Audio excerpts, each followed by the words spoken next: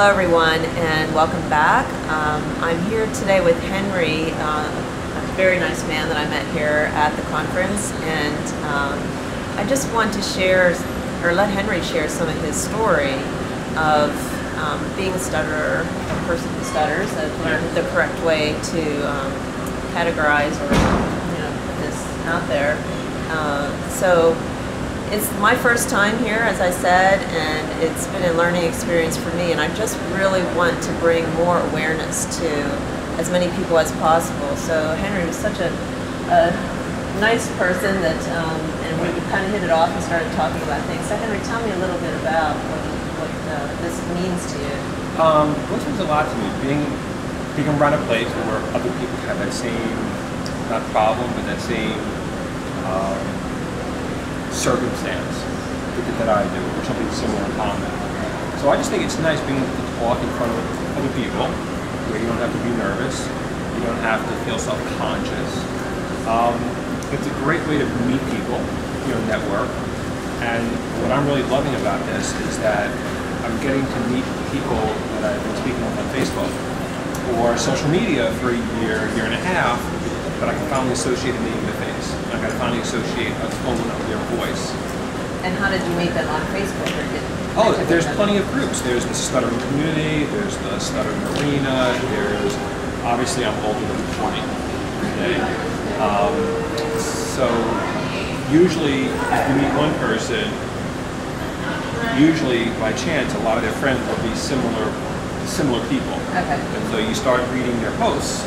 Oh, I stutter too. I live in Maryland, and one friend leads to another friend, leads to another friend, and next thing you know, your friend list went from 10 people to, say, 20. So, how many people do you come across in your everyday life that stutter? To be honest with you, I'm 45. I've worked with 2 people who stutter, and one was about 7-8 years ago, and recently about 9 months ago. And up until a year ago, I've never met any females who was stutter. You need to look at your phone. They're all being texting. That's interesting. So just being here, and for me too, the experience of being here and around so many adults. Or kids. And kids. I haven't been paying too much of close attention to the children because my daughter's 26. Right. So I haven't been going to any of those workshops myself. But really interacting more with the adults who stutter and listening to their stories of what it's like to be out there in the world and dealing with this.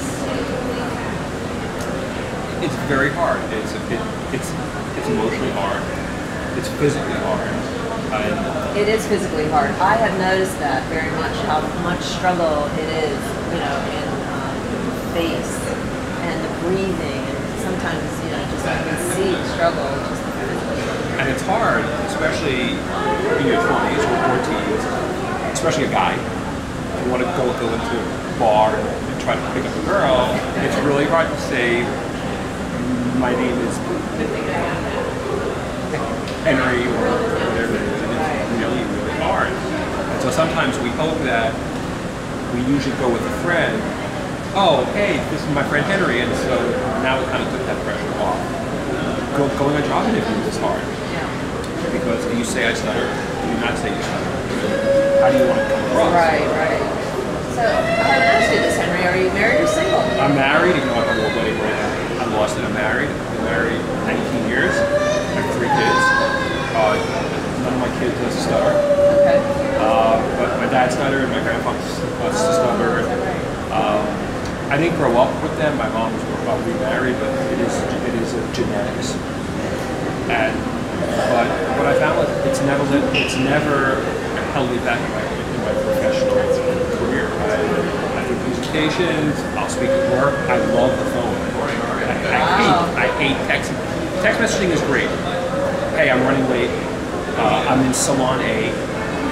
But to me, I want to call you up. Hey, I'm going to the conference next week. We want to get together, have a beer, etc. I love the phone. I strive on the phone. Well, I do remember how much of a struggle it was for my daughter to use the phone. Yes.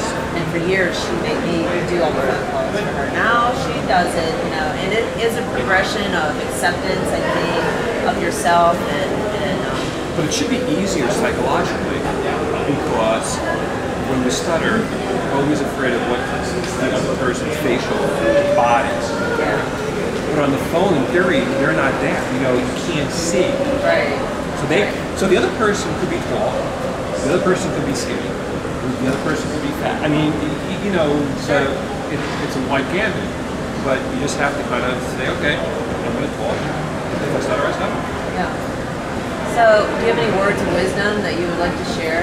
Yes, I want to share the same words of wisdom that I shared with two little teenagers downstairs.